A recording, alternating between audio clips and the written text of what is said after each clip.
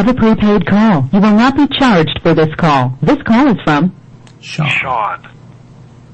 An inmate at a federal prison. This call is being recorded and is subject to monitoring. Hang up to decline the call or to accept. Dial 5 now. If you wish to block any... Greetings. Greetings, Commander. How are you today? Oh, very nice. Having a nice day. How about yourself? Good. How's your lovely evening there in Scotland? Are the Scottish nights getting cold and crisp in the fall now? It's been quite warm today. The weather's all right, and really, Lady Bex is waving at you from the sofa. Oh, hi Bex. How are you, Lady Bex? I'm giving her. I'm bowing and giving her a roll with my hand and a tip of my hat and whatever. He knows to do that. A doff of the bonnet. Yes, a doff of the bonnet, whatever fits her royal standing as Lady Bex. So all kinds of good stuff to talk about today. Okay, go ahead. I'm always imagining that you're doing High Roller as the lead into the show, and that you're making a big production deal out of it. But that's probably not what's happening. Probably not. But I might put. YouTube complains about when I put High Roller on it, but I might just. Oh, okay. If you do From Planet to Planet, I'll just edge it in. Okay. As an intro and then edge it out again, but just to give people a little feel. Well, so, there you go. Where you go, Sean? All right, from sea to sea, from planet to planet and star to shining star, from out of the night and into the light, from the pyramids of Giza to the pyramids on Mars, from the dark side of the street to the dark side of the moon. Oh, I didn't invent late night blog radio, but I perfected it. So welcome to Strange Universe Radio. Welcome to me and my blog blast today.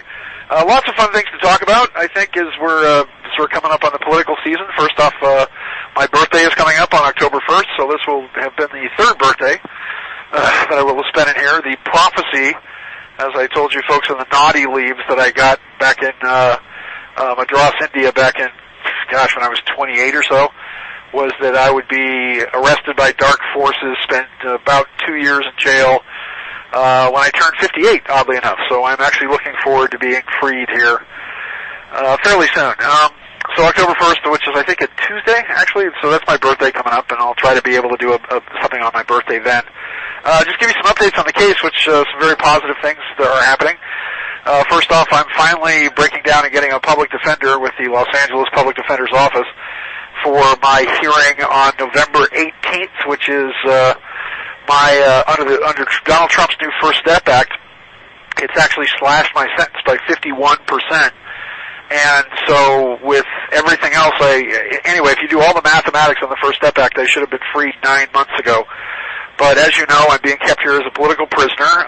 They're claiming that I somehow interfered with the voluntary income tax system of the United States, for which there is absolutely no proof.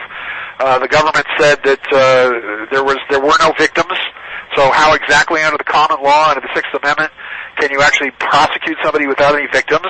That there was no monetary restitution that was needed, that there was no money. Again, and yet at the very end, at the dead of night, the IRS and their nefarious cohorts snuck in and without any jurisdiction whatsoever, without any jurisprudence, without any sort of hearing whatsoever, they slammed this massive fine on me, which is called an undue surprise. So all those things are going on, but here's some of the good news. There was a man that I was in here with named Dr. DeLynn Hansen, and he was here for the exact same thing I was, where he had somebody prepare his taxes for him. They were using a 1099 OED process to get a return, which means basically the banks pay the taxes. This call is from a federal prison. The banks are supposed to pay the taxes because they're using your money as capital and fractionalizing it like 99% or so.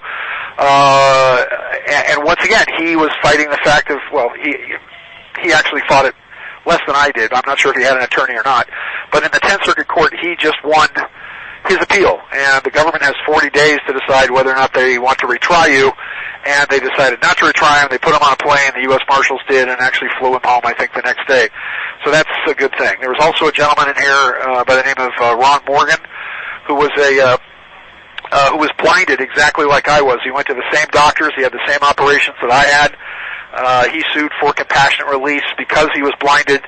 He's now had to have something like, I can't even believe it, but we got blinded on the same day. I have no vision at all other than just white, black blurs in my right eye.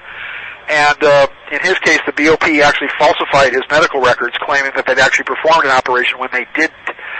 So he was granted compassionate release right away, and he's had something like a dozen eye operations to try to repair what these hack job doctors did to us here. But in terms of blinding me, taking away my phone privileges, not allowing me, sending back my mail, by the way. So all of you who've tried to send me letters, I'm really sorry. I mean, you can write me at P.O. Box 24549, Tucson, Arizona. The satellite prison camp here, 85734. Mail was simply being sent back. They were saying that I wasn't here. So magazines were being sent back. 4 times people were getting sent back mail, and I only get like 30 email addresses. So if anybody wants to text me out there, if you're overseas, I will receive your text, but I can't respond to you. Anybody within the United States, I will get the text. So I have a new thing called textmessageinmate.com, and you can text me at 971-260-9726. That's 971-260-9726. 971-260-9726. If you just want to say, hey, hi, how are you? Or I think you're a big jerk, or whatever. So that's November 18th is my motion for compassionate release, and I should be released at that time, either for the medical aspect or for time served, considering the fact that one of the things that we're bringing up is now under the First Step Act, you're able to bring up anything that was not brought to the attention of the sentencing court at the time of sentencing. Well, turns out the DOJ hid all kinds of stuff.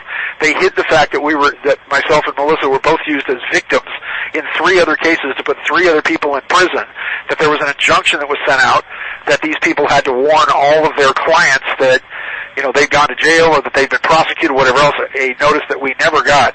And then the government turned around and claimed that I was an architect of this entire thing, that I was the perpetrator of all of it, that I designed it, put it together, when all I did was pay guys to do my taxes, which, by the way, was beyond the statute of limitations by almost 2 years, so they managed to get around that as well. So that's going to be brought up to the sentencing court, along with the fact that they blinded me, along with the fact that under the First Step Act, they're really only adjusting my sentence by about 8 months. The other good news is that my appeal is in. All the responses are in. I just do not see how. I don't see how I could lose. I mean, they could do all kinds of evil, nasty things, and who knows with the court. It is the Ninth Circuit Court, and the Ninth Circuit Court is insane. They're probably one of the worst courts in the United States, and they get overturned by the Supreme Court 99% of the time. But we'll see. I mean, it's such a mockery of the Constitution and any kind of law. People forget that the circuit court system was actually set up in 1910. The whole appeal court system was set up in 1910 to take pressure off the Supreme Court, because the Supreme Court was only designed to operate for 13 colonies for about 3 million people. So it's not constitutional. And the only reason I've been in here so long is it took me 8 months to get my discovery, which I was never given in trial. It took it took almost a year, because they tried to force an attorney on me 5 times, and I said no. And then I had a special hearing, and the appellate commissioner actually reversed his decision and said, I went up before him and said, look, I've got 2 college degrees. I've taught at Oxford. I went to Stanford. I went to USC. I've got a PhD in therapeutic psychology. Here's I got a master's. I mean, here's my stack of degrees. And he was like, okay, well, you know what you're talking about. And a 6-hour hearing turned into about 20 minutes.